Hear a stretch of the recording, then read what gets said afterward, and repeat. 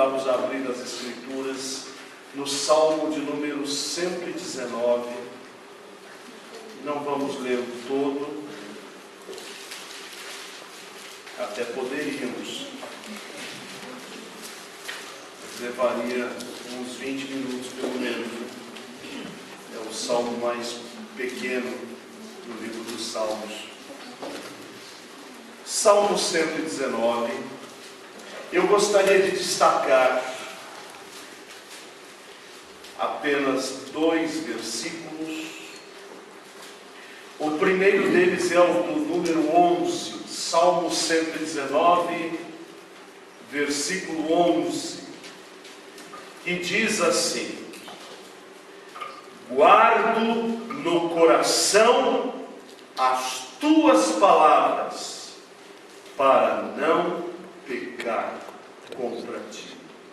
Ou como diz a versão mais antiga, escondi a tua palavra no meu coração, para eu não pecar contra ti.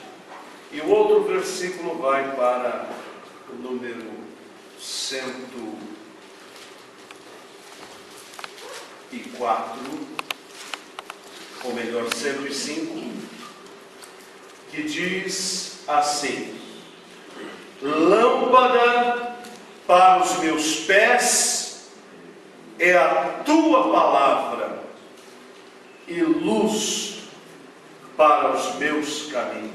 Eu vou repetir: lâmpada para os meus pés é a tua palavra, e luz para os meus caminhos.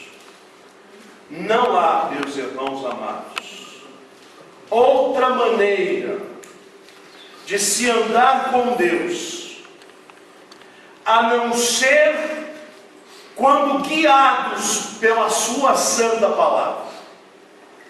Estamos a ver aqui em Portugal pessoas a pagar promessas, a correrem e a andarem centenas de quilômetros, desejosas de agradar a Deus, mas o fazem, muitas com amor, mas sem o conhecimento da palavra. E quando nós não conhecemos a palavra, nós deixamos de fazer aquilo que realmente agrada ao nosso Deus. Por desconhecimento desta palavra, temos falsos cristãos, ditos evangélicos, que transformaram as suas igrejas em lugares onde se massageia o ego das pessoas, onde se transmitem mensagens de autoajuda, a dizer a elas: tu serás vencedor, és cabeça, não és cauda, tudo vai acontecer de melhor, quando na verdade, ao afastar-se da palavra, esquecem-se de que a palavra diz: somos pecadores, e o salário do pecado é morte, mas o dom gratuito de Deus é a vida eterna em Cristo Jesus nosso Senhor. Esquecem-se de que a palavra nos diz: não ajunteis tesouros na terra, onde a traça e a ferrugem consomem, e onde os ladrões minam e roubam, mas ajuntai tesouros no céu, onde nem a traça, nem a ferrugem consomem, e nem os ladrões minam e roubam, porque onde estiver o vosso tesouro, ali estará o vosso coração. Preparam as pessoas para serem ricas neste mundo, mas pobres diante de Deus. Somos peregrinos aqui. Não são peregrinos os que vão a Fátima ou que vão a Compostela, Santiago de Compostela. Não. Não é peregrino quem vem do Brasil ou quem de Portugal vai ao Brasil. Peregrinos somos todos nós que somos crentes, porque a nossa pátria não é aqui.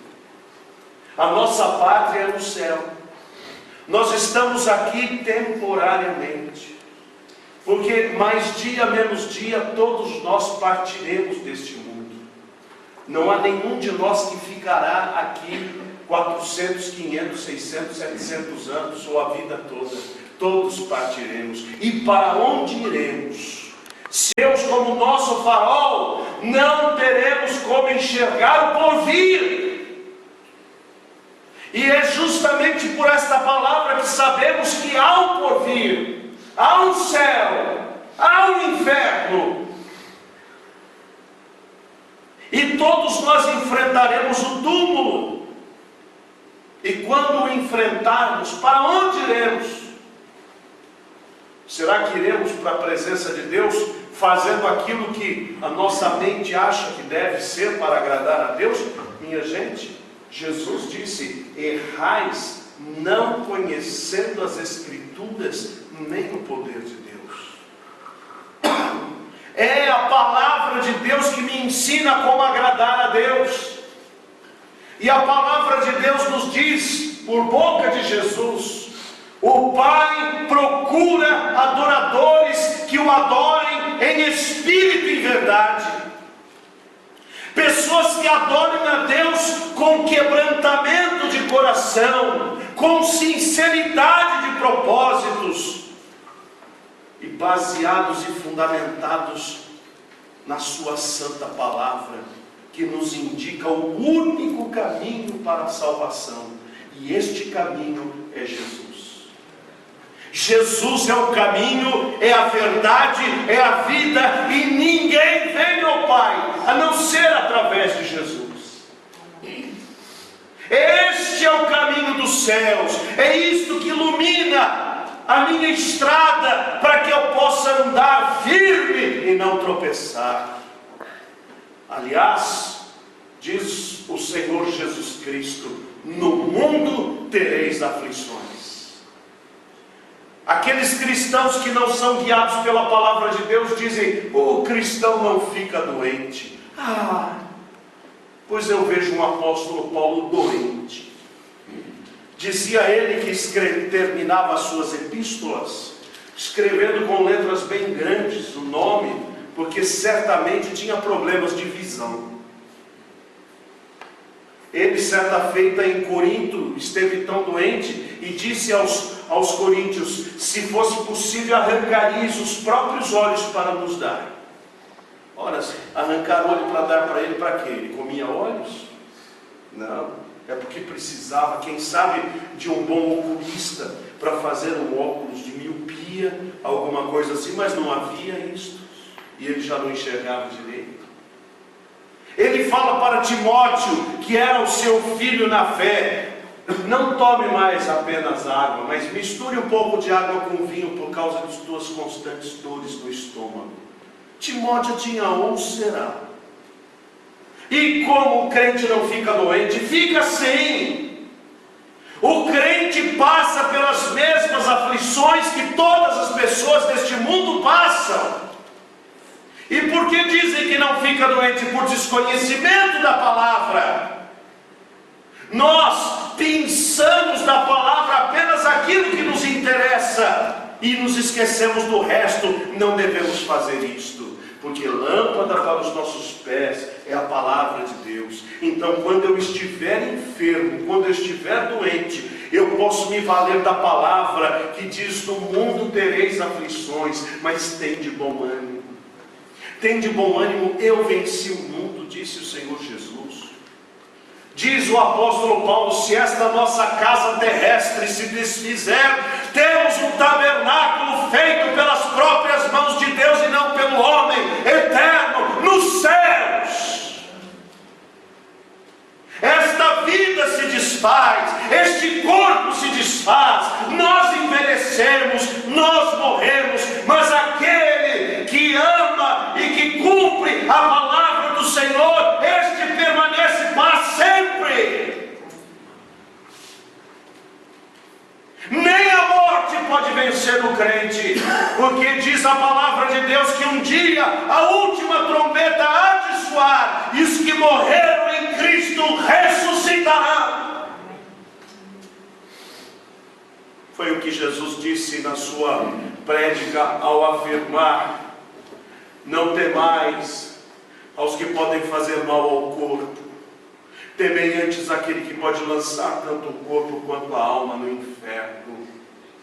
Então, não importa o que vai acontecer ao nosso corpo, como fizeram com o discípulo de João, o evangelista, o que escreveu o Evangelho, o que escreveu o Apocalipse, o que escreveu as cartas. Ele tinha um discípulo chamado Policarpo. Policarpo era um pastor, cuidava do rebanho do Senhor, nas mesmas igrejas onde João, quando vivia, cuidava. Policarpo estava com 86 anos.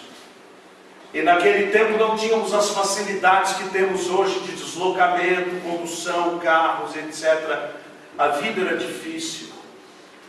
E o seu corpo certamente cansado, e ele um pregador da palavra, e o governo, o Império Romano a perseguir os cristãos, estava a prender as pessoas e a matá-las em praça pública, no dia de domingo, nas arenas, jogando estas pessoas para que os animais as comessem, ou colocando-as em cruzes, penduradas com a pessoa no meio e tacando fogo e piche e asfalto sobre ela, para que ficasse iluminando durante toda a noite, coisas horríveis, ou queimando-as junto das fogueiras, que não eram as da Inquisição, eram anteriores, talvez as que escolaram quem fez a Inquisição.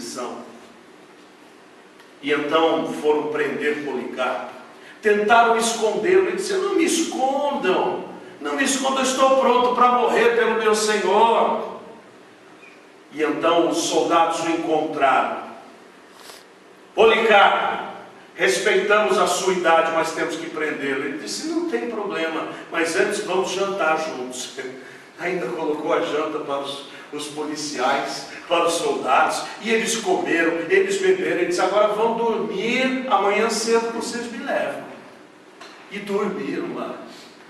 E depois levaram-no para as autoridades. Todo o povo estava lá. O que nós temos hoje nos estádios de futebol, quando vemos o Benfica, quando vemos o Porto, quando vemos o Milan, quando vemos o Sport, quando as pessoas vão às arenas para ver os jogadores jogar, naqueles dias não eram jogadores, era ver cristãos servirem de comida para os animais. Jogaram cristãos ali. E aqueles animais, aqueles leões, aqueles tigres esfomeados durante toda a semana, ao verem aquela carne fresca ali, iam direto para comerem-nos. E os cristãos morriam cantando. E os governos, os imperadores, os tetrarcas, os responsáveis pelas cidades e pelos jogos ficavam impressionados a dizer: esses cristãos são loucos. Como é possível sofrer assim e ainda terminar cantando? E então, quando os animais já estavam com a barriga cheia, jogaram Policarpo lá no meio da arena. E Policarpo foi lá, e o representante de César disse assim: Policarpo, eu respeito a sua idade, mas Policarpo, tenha um pouco de amor próprio.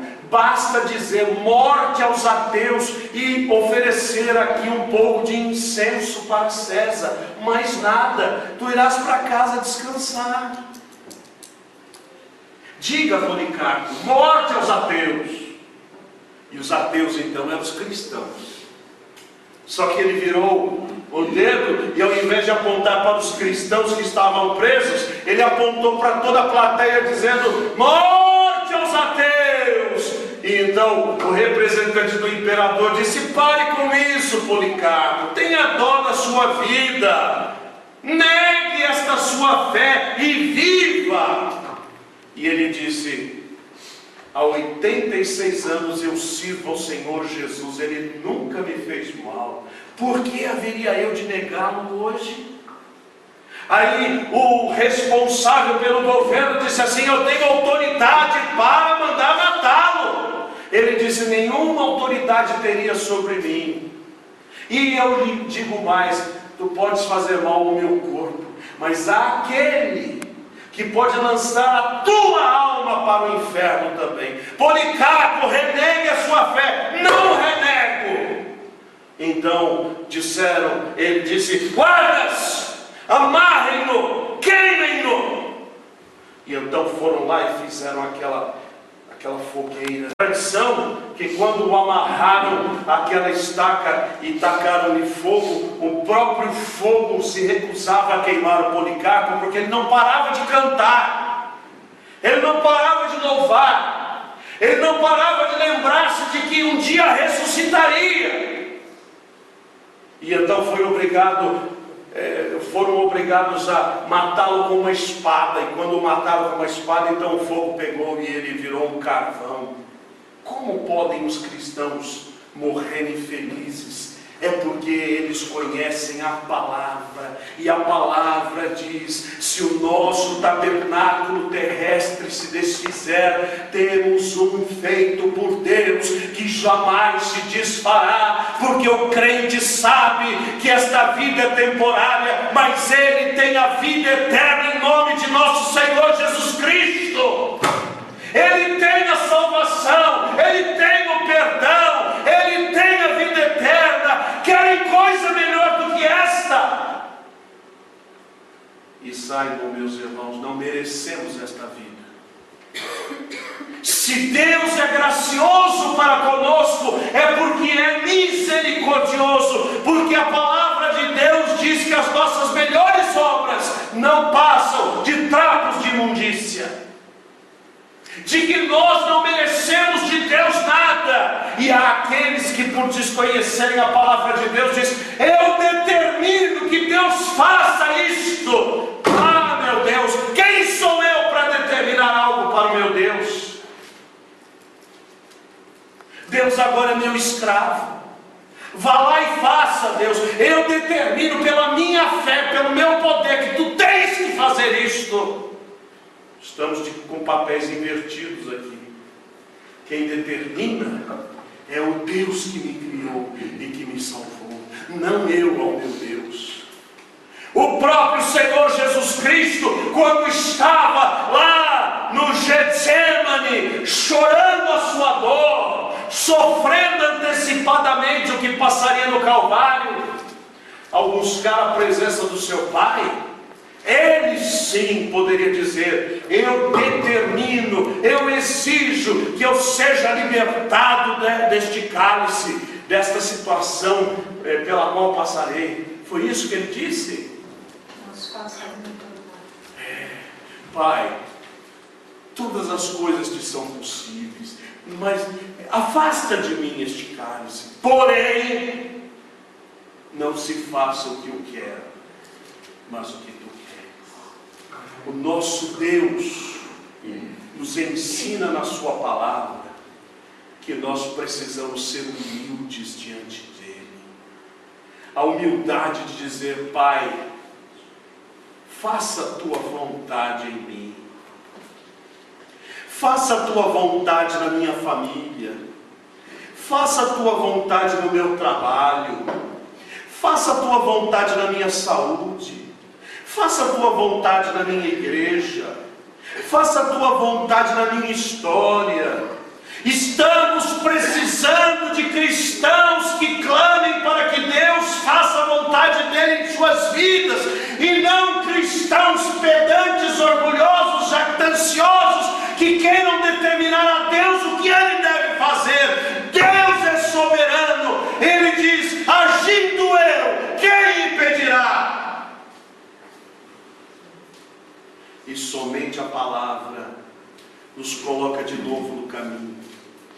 O caminho de um homem ou uma mulher segundo o coração de Deus. Bem-aventurados os humildes de espírito, porque deles é o reino dos céus. Bem-aventurados os mansos, porque eles herdarão a terra. Este é o caminho de Deus. E eu não posso conhecer o caminho de Deus se não for pela palavra. E há crentes que só usam a Bíblia no domingo, e quando a outra atrasem, porque agora há igrejas que usam até o seu data show para colocar o texto bíblico ali, e o crente já não precisa mais nem levar a Bíblia à igreja. Ele sequer abre a Bíblia ao longo da semana, porque a Bíblia para ele é apenas um livro da religião. Mas para o verdadeiro homem e para a verdadeira mulher de Deus, a Bíblia é o farol, a Bíblia é a lâmpada, a Bíblia é a luz que ilumina os seus caminhos. De que maneira poderá o jovem purificar os seus caminhos, diz o próprio Salmo 119, observando-o conforme a sua palavra. Que decisão devo tomar? Veja o que diz a palavra. Que caminho seguir? Veja o que diz a palavra. Devo amar a palavra de Deus acima de todas as coisas. Não importa o que estão a dizer ali, ou o que dizem ali, ou o que a sociedade determinou. Eu amo a palavra de Deus e é nela que quero construir a minha vida. Disse o Senhor: aquele que ouve as minhas palavras e as pratica, eu o compararei a um homem que construiu a sua casa sobre a rocha. E vieram as tempestades, vieram os rios, os ventos deram com ímpeto contra aquela casa, mas ela não caiu, porque estava edificada sobre a rocha. E a rocha é Jesus. E quem constrói a sua vida na palavra de Jesus, podem vir as tempestades que vierem, podem vir os conflitos que vierem, podem chegar as doenças que vierem, ele não volta atrás, porque ele conhece ao seu Redentor, ele conhece o seu Salvador, e ele olha para Jesus, e Jesus talvez a dizer como a Pedro, quer ir embora também. Este crente olha para Jesus e diz: Senhor, para onde eu irei? Porque só tu tens palavras de vida eterna. Como não amar este Senhor? Como não viver para a glória deste Senhor? Portanto, meus amados irmãos de Oliveira no hospital, a palavra, guardei a tua palavra no meu coração, para não pecar contra ti. Posso fazer isto que diz a palavra, devo fazer aquilo que diz a palavra. Quando eu tenho a palavra no meu coração, eu tenho muito menos chances de pecar, porque a palavra vem à minha mente, e ela me lembra: olha, Deus não se agrada disto, ou vá por aqui, porque esta é a vontade de Deus. Precisamos conhecer a palavra, nos firmarmos na palavra, e ela é lâmpada. Se eu tiver a palavra na minha frente, eu não vou tropeçar nas pedras que há no meio do caminho. Porque é fácil pôr a culpa em Satanás por todas as coisas que nos acontecem. Ah, foi o diabo roubou minha bênção. Que frase mais infeliz. Quando Deus me abençoa, não há diabo que ponha a mão na minha bênção. Quem é mais poderoso? Maior que está em nós do que aquele que está no mundo. Mas a verdade é que muitas vezes a nossa própria cobiça é que destrói as nossas bênçãos. Porque Deus ama a um coração quebrantado. A um coração quebrantado e contrito não desprezarás, ó Deus. É o que diz a palavra. Eu creio que é hora de nos voltarmos à palavra, lê-la com amor, consagrarmos os nossos dias com amor e com dedicação, darmos ao nosso Deus o nosso melhor, porque fazendo assim, faremos com que uma nova geração de homens e de mulheres venha à tona e possa tomar o encargo da nossa geração e seguir avante com a mensagem pura e cristalina de Jesus, não com uma mensagem falsa, não com uma mensagem impura, uma mensagem cheia de poluição. Não, se queremos uma igreja verdadeira, pura, íntegra, precisamos fundamentá-la na santa palavra de Deus. lâmpada para os meus pés é a tua palavra e luz para os meus caminhos.